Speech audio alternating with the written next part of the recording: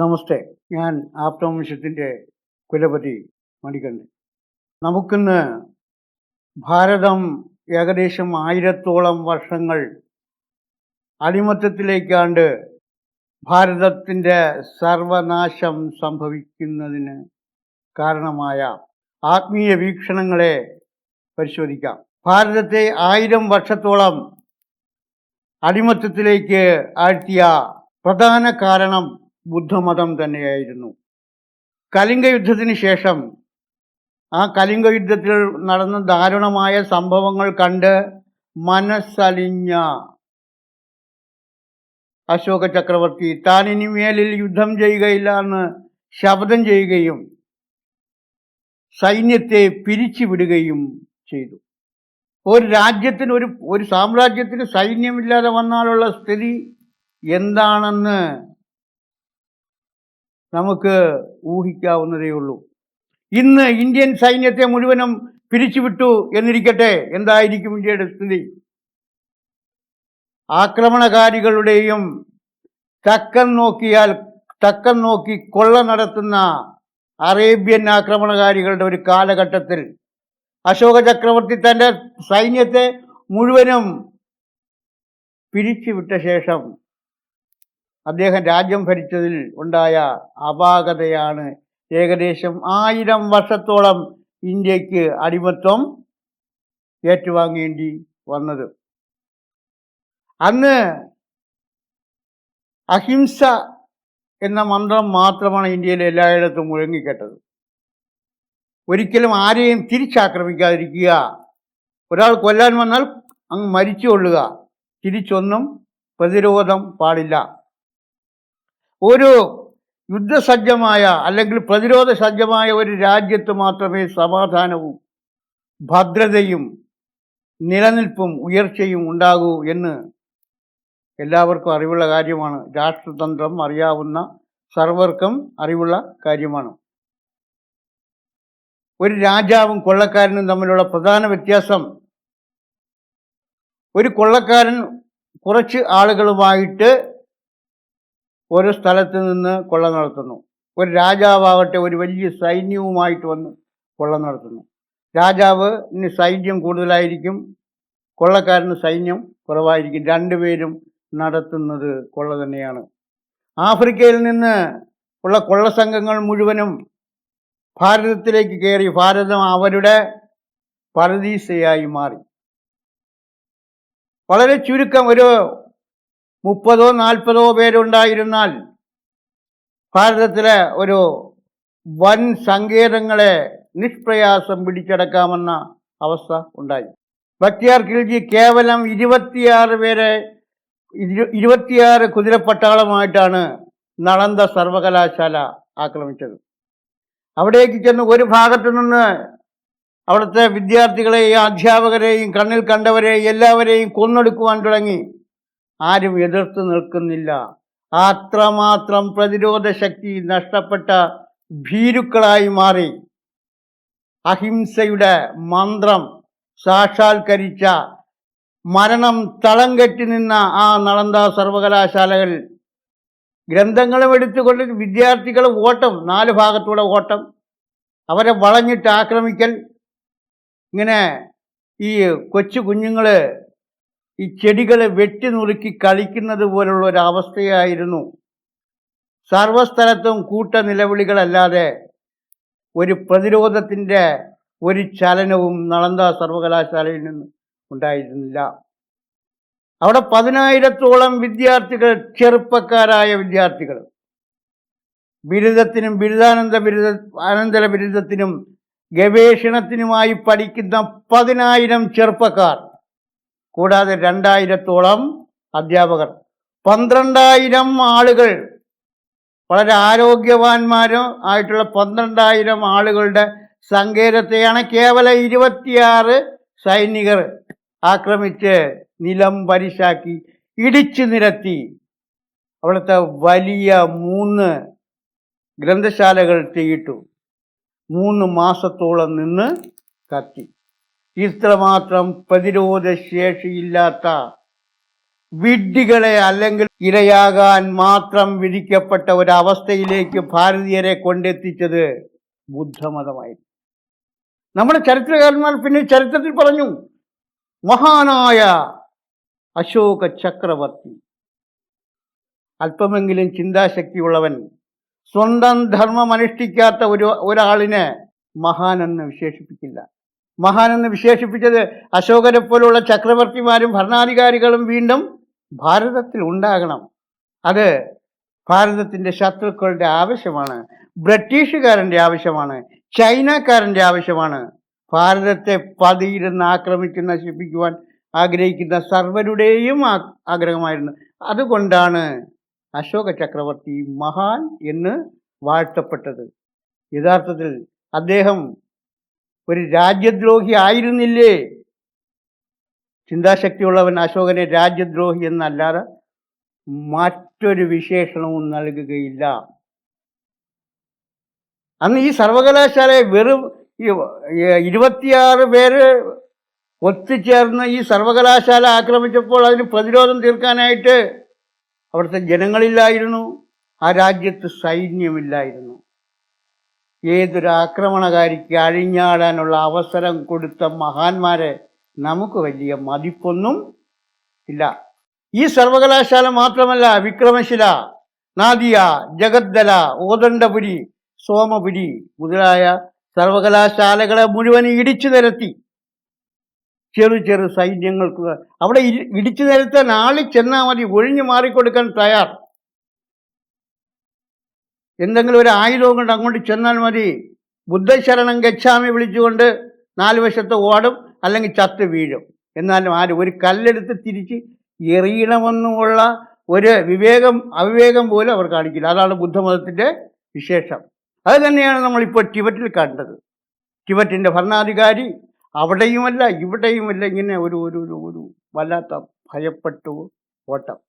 സർവ്വതും ആവശ്യമാണ്. ഭാരതം ലോകത്തിന് സംഭാവന ചെയ്ത ചാതുർവർണ്ണ്യം, ആ ചാതുർവർണ്ണ്യം ഏറ്റവും ശാസ്ത്രീയമായ ഒരു സാമൂഹ്യ വ്യവസ്ഥയാണ്. വളരെ ബുദ്ധിമാന്മാരായിട്ടുള്ള ആളുകൾ, അത് ബ്രഹ്മജ്ഞാനം എന്ന് പറഞ്ഞാൽ ഈ പ്രപഞ്ചം ഏതൊന്നിൽ നിന്ന് ഉണ്ടായി എന്നതിനെ കുറിച്ചുള്ള അറിവ്, സയൻറ്റിഫിക് ആയിട്ടുള്ള ഡീപ്പായിട്ടുള്ള സയൻറ്റിഫിക് നോളജ്. അല്ലാതെ ഈ അഗ്നി കൂട്ടിയിരുന്ന് തവളകളെപ്പോലെ ശലയ്ക്കുന്ന ഒരു ഹോമയാഗ രീതിയല്ല ബ്രാഹ്മണ്യം. പ്രപഞ്ച തത്വങ്ങളെക്കുറിച്ചുള്ള, ബ്രഹ്മത്തെക്കുറിച്ചുള്ള ജ്ഞാനം. അതുപോലെ ക്ഷാത്രവീര്യം, ധർമ്മം സ്ഥാപിക്കുവാൻ ധർമ്മത്തെ സ്ഥാപിക്കുന്നതിന് വേണ്ടി രാജ്യത്തിൻ്റെ ശത്രുവിനെ നിലയ്ക്ക് നിർത്തുന്നതിന് വേണ്ടിയുള്ള ക്ഷാത്രവീര്യം ജ്ഞാനവും രണ്ടും തുല്യമായിട്ടൊരു രാജ്യത്തിന് ആവശ്യമാണ്. കൃഷി, കച്ചവടം ഇതെല്ലാമാകാം. എന്നാൽ എപ്പോഴെല്ലാം ക്ഷാത്രവീര്യം നശിക്കുന്നുവോ അപ്പോഴെല്ലാം ആ രാജ്യം അടിമത്തത്തിലേക്ക് പോകുന്നു. അറേബ്യയിൽ നിന്ന് ഇന്ത്യയിലേക്ക് നിരന്തരം ആക്രമണം ഉണ്ടായിക്കൊണ്ടിരുന്നു. ഗോറിയും ഗിൽജിയുമൊക്കെ അനേക തവണ ഭാരതത്തെ ആക്രമിച്ചു. കാരണം ലോകത്തെ ഏറ്റവും സമ്പന്നമായ രാജ്യം ആയിരുന്നു ഭാരതം. അനന്തമായ സമ്പത്ത് കൊണ്ടും അനന്തമായ വിദ്യാധനം കൊണ്ടും അത്യുന്നതിയിൽ നിന്ന് ഒരു രാഷ്ട്രത്തെ കൊള്ളയടിക്കുവാൻ കിട്ടുന്ന അവസരങ്ങൾ പരമാവധി മുതലാക്കി. അറേബ്യയിൽ നിന്ന് നിരന്തരം ചെറു സംഘങ്ങളായി ഭാരതത്തിലേക്ക് ആക്രമണത്തിന് എത്തും. കാമഭ്രാന്തന്മാരും കൊലവറി പിടിച്ച കൊള്ളക്കാരന്മാരുമായ അറേബ്യൻ വംശജർ ഭാരതത്തെ നിരന്തരം ആക്രമിച്ചു കൊണ്ടിരുന്നു. ഇവിടെയുള്ള പുരുഷന്മാരെ മുഴുവനും കൊന്നൊടുക്കി. ഒരുവനും തിരിഞ്ഞു നിന്ന് ഒരു കല്ലെടുത്ത് എറിയാൻ പോലും ധൈര്യമില്ല. ലക്ഷക്കണക്കിന് സ്ത്രീകളെ, പെൺകുട്ടികളെ ബന്ദികളാക്കി, ലൈംഗിക അടിമകളാക്കി അടിമച്ചന്തയിൽ കൊണ്ടുവന്ന് വിൽക്കുന്നു.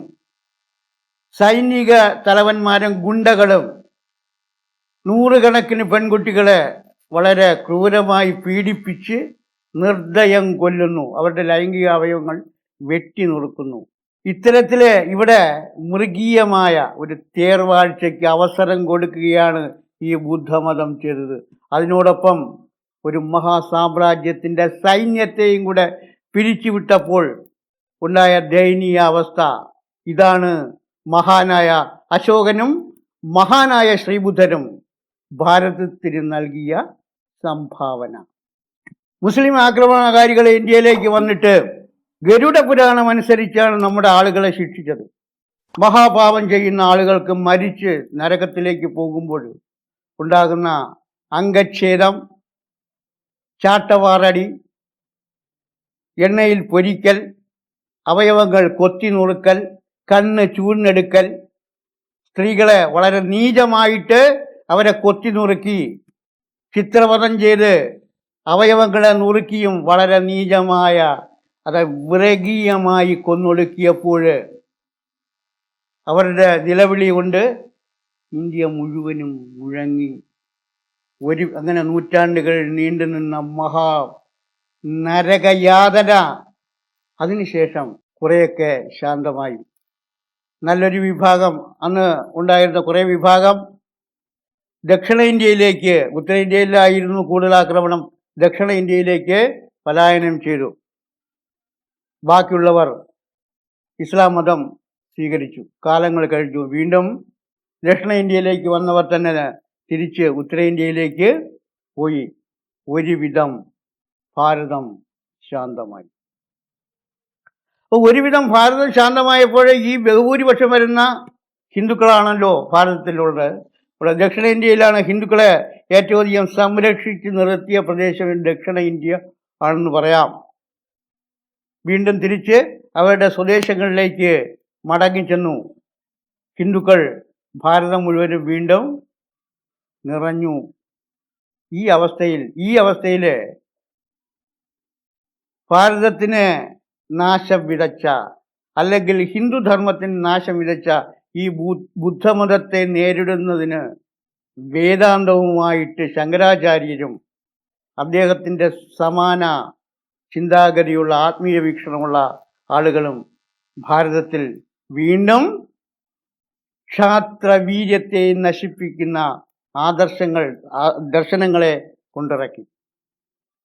സത്സംഗത്തെ നിസ്സംഗത്വം, സത്തുക്കളുമായുള്ള സംഘം കൊണ്ട്, അതായത് നിഷ്ക്രിയമായിരിക്കുന്നവർ, അല്ലെങ്കിൽ ഈ ജീവിതവും ഈ ലോകവും എല്ലാം മായയാണ് എന്ന് ബോധ്യമുള്ള സത്തുക്കളുമായിട്ടുള്ള അടുപ്പം കൊണ്ട് സത്സംഗത്തെ നിസ്സംഗതയുണ്ടാകുന്നു. ഒന്നിനോടും സംഘം ചെയ്യാത്ത അവസ്ഥ. നിസ്സംഗത്തെ നിർമോഹത്വം, നിസ്സംഗത കൊണ്ട് നിർമോഹത്വം ഉണ്ടാകുന്നു. ഒന്നിനോട് ആഗ്രഹമില്ല. പഠിക്കണ്ട, പുതിയ പുതിയ തൊഴിലുകൾ കണ്ടെത്തണ്ട, രാഷ്ട്രത്തിൻ്റെ സേവനം വേണ്ട, ഒന്നും വേണ്ട. നിസ്സംഗത്തെ നിർമോഹത്തെ, യാതൊരു മോഹവുമില്ലാത്തിരിക്കുന്ന അവസ്ഥ. നിർമോഹത്തെ നിശ്ചല തത്വം.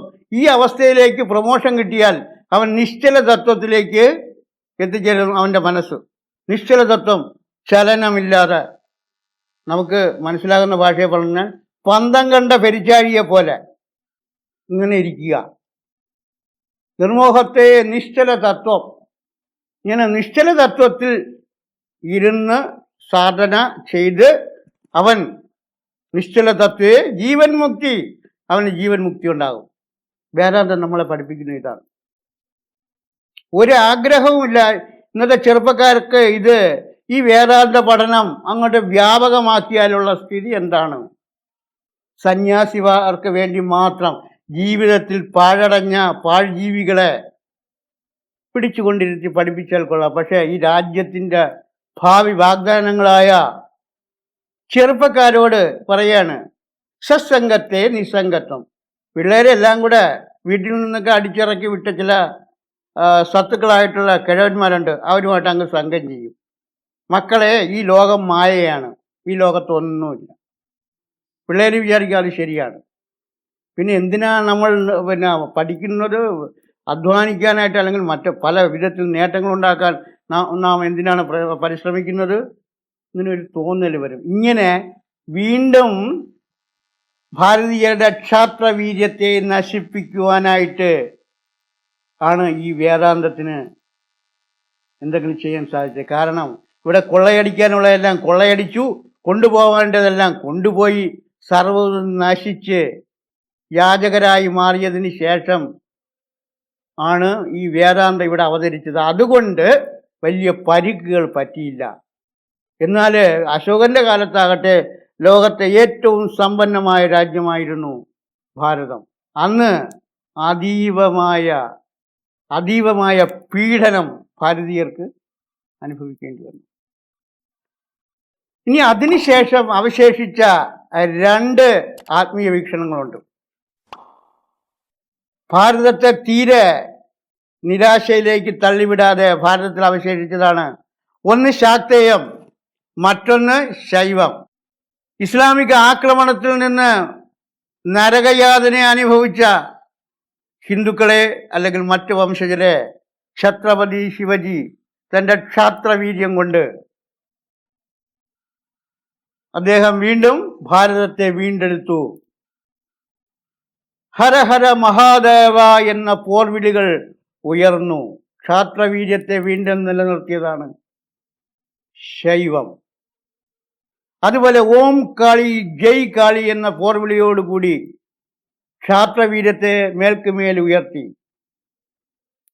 ഈ 2 ഉപാസനാ സമ്പ്രദായങ്ങളെയും വീണ്ടും നശിപ്പിക്കപ്പെട്ടു. ഇന്ന് യഥാർത്ഥത്തിൽ കേരളത്തിൽ നോക്കുകയാണെങ്കിൽ യഥാർത്ഥ ശിവക്ഷേത്രങ്ങൾ ഇല്ല. ശിവലിംഗം വച്ച് പൂജിക്കുന്നുവെങ്കിലും വൈഷ്ണവ മാർഗത്തിലൂടെയാണ് ചന്ദനം തേച്ച് ചെത്തി മന്ദാരം തുളസി പിച്ചകമാലകളെല്ലാം ചാർത്തി. ശൈവാചാരമനുസരിച്ച് ദേവസ്വം ബോർഡിന്റെ ഒരൊറ്റ ക്ഷേത്രവും പൂജ നടത്തുന്നില്ല.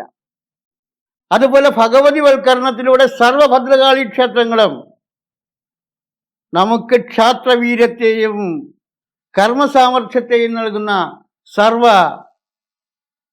ഭദ്രകാളി ക്ഷേത്രങ്ങളും ഭഗവതി ക്ഷേത്രങ്ങളെ വൈഷ്ണവവൽക്കരിക്കപ്പെട്ടു.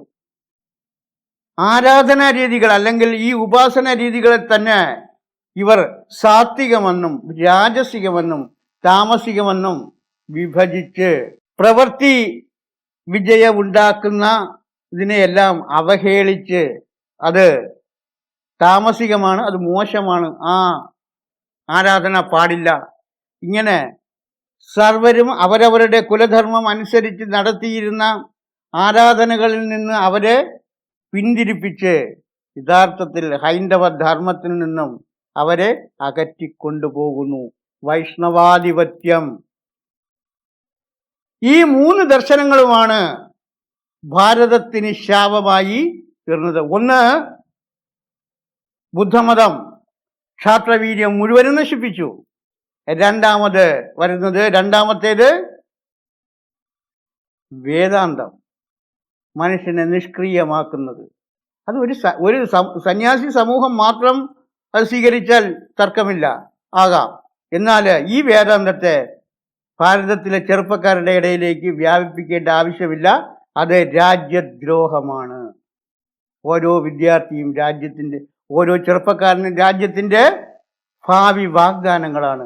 അവന് സത്സംഗത്തെ നിസ്സംഗത്വം, നിസ്സംഗത്തെ നിർമോഹത്വം, നിർമോഹത്തെ നിശ്ചലതത്വം, നിശ്ചലതത്വേ ജീവൻ മുക്തി എന്ന മന്ത്രം പറഞ്ഞു ഉറപ്പിച്ച് വെറും ശിലാതുല്യനായ നിർവികാരനായ ജീവിയാക്കി മാറ്റരുത്.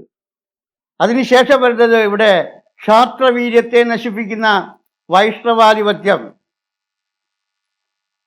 ഈ 3 ആത്മീയ ദർശനങ്ങളും കൂടിയാണ് ഭാരതത്തെ നശിപ്പിച്ചത്.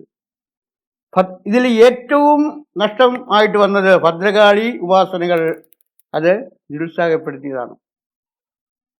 ബ്രിട്ടീഷുകാരെ ഏറ്റവും അധികം പ്രയാസപ്പെടുത്തിയ ഒന്നായിരുന്നു ഭദ്രകാളി ഉപാസന.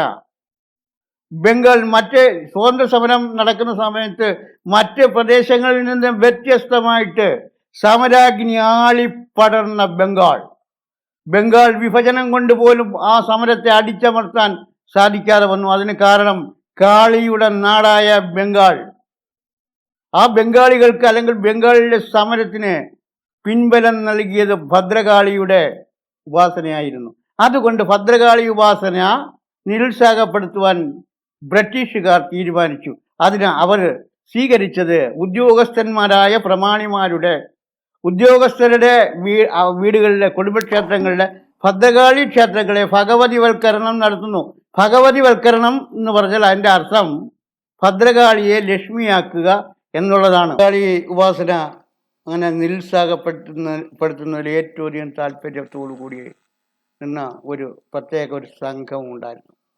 അപ്പോൾ ഇതിൽ വൈഷ്ണവ ബ്രാഹ്മണർ ഈ കാറ്റുള്ളപ്പോൾ തൂറ്റുക എന്ന് മാത്രമല്ല, ഇപ്പൊ കേരളത്തെ സംബന്ധിച്ചിടത്തോളം വൈഷ്ണവ രാജാക്കന്മാരാണ്. അവർക്ക് മുൻപിൻ ചിന്തിക്കാതെ വൈഷ്ണവത്തിന് പ്രാധാന്യം കൊടുക്കുക സ്വാഭാവികം. ആ ഒരു പഴുതിൽ ഹൈന്ദവത്തിൻ്റെ ആത്മാവിനെ നശിപ്പിക്കുന്ന രീതിയിൽ, ഹൈന്ദവത്തിൻ്റെ ശക്തിയെ നശിപ്പിക്കുന്ന രീതിയിൽ വൈഷ്ണവ പുരോഹിതന്മാരുടെ കടന്നുകയറ്റം ഇന്ന് ഇന്ന് ഭദ്രകാളി ക്ഷേത്രങ്ങളില്ല. കൊടുങ്ങല്ലൂർ പോലും യഥാർത്ഥ ഭദ്രകാളി ക്ഷേത്രം അല്ലെങ്കിൽ ഭദ്രകാളി പൂജ നടക്കുന്നില്ല. ഇത്തരത്തിൽ ഹിന്ദുവിന് ക്ഷാത്രവീര്യം നൽകിയ അവസാനത്തെ കണ്ണിയാണ് ഭദ്രകാളി സേവ. അതിനെയും നശിപ്പിച്ചു. ഭാരതീയ സംസ്കാരത്തിന് ഇന്നോളം ഉണ്ടായിട്ടുള്ള നാശങ്ങൾക്കും അധപ്പതനത്തിനും കാരണമാകുന്ന ചരിത്ര പശ്ചാത്തലങ്ങളെ മുഴുവനും നാം പഠിക്കുന്ന സമയത്ത് നമുക്ക് വ്യക്തമാകുന്ന ഒരു കാര്യമുണ്ട്. ഹിന്ദുധർമ്മം അതിന് ശക്തിയോടുകൂടി നിലനിൽക്കണമെങ്കിൽ ഭഗവത്ഗീത വളരെയധികം വ്യാപകമാക്കുക. ഭഗവത്ഗീത പഠനം സ്വധർമ്മം അനുഷ്ഠിക്കുന്നതിന് വേണ്ടി, സ്വധർമ്മം സ്ഥാപിക്കുന്നതിന് വേണ്ടി യുദ്ധം ചെയ്യുക. എപ്പോഴും പ്രതിരോധ സജ്ജമായ ഒരു ജനതയ്ക്ക് മാത്രമേ സ്വന്തം അസ്തിത്വം നിലനിർത്തുവാൻ സാധിക്കുകയുള്ളൂ എന്ന് മനസ്സിലാക്കി ഭഗവത്ഗീത പഠന വിഷയമാക്കുക. ഭഗവത്ഗീത പരമാവധി പ്രചരിപ്പിക്കുക. ഇങ്ങനെ ഭഗവത്ഗീത പ്രചരിപ്പിക്കുന്ന സമയത്ത് അതിലുമുണ്ട് സത്സംഗത്തെ നിസ്സംഗത്വം എന്ന ആ ചെറിയ മയക്കുമരുന്ന് കലർത്തിയ ശങ്കരഭാഷ്യം ഒഴിവാക്കണം. അതിൽ നിന്നും അത് ഏത് ഭാഗമാണ് ഒഴിവാക്കേണ്ടതെന്ന് ഭഗവത്ഗീത പാണ്ഡിത്യമുള്ള എല്ലാവർക്കും അറിയാവുന്ന കാര്യമാണ്. അവർ ചെയ്യണമെന്ന് ഞാനിങ്ങനെ ആവശ്യപ്പെടുമ്പോൾ അവർക്കറിയാം അതിൽ ഏത് ഭാഗം ഒഴിവാക്കണമെന്ന്. ആ ഭാഗം ഒഴിവാക്കി കഴിഞ്ഞാൽ ഭഗവത്ഗീത ലോകം കണ്ടിട്ടുള്ളതിൽ വെച്ച് ഏറ്റവും വീര്യം പകരുന്ന ഒരു ഗ്രന്ഥമാണ്. ധർമ്മശാസ്ത്രത്തിൻ്റെ മകുടമാണ്, ധർമ്മശാസ്ത്രത്തിൻ്റെ സിംഹാസനമാണ്. ഭഗവത്ഗീതയിലൂടെ ഭാരതം അത്യുന്നതിയിലേക്ക് എത്തിച്ചേരുക. ഈ ഭാഗങ്ങൾ നിങ്ങൾക്ക് ഇഷ്ടമായെങ്കിൽ ഷെയർ ചെയ്യുക, ലൈക്ക് ചെയ്യുക, ഷെയർ ചെയ്യുക. പരമാവധി ആളുകളെ കൊണ്ട് സബ്സ്ക്രൈബ് ചെയ്യിക്കുവാനായിട്ട് ശ്രമിക്കുക. ജയ് ഹിന്ദ്.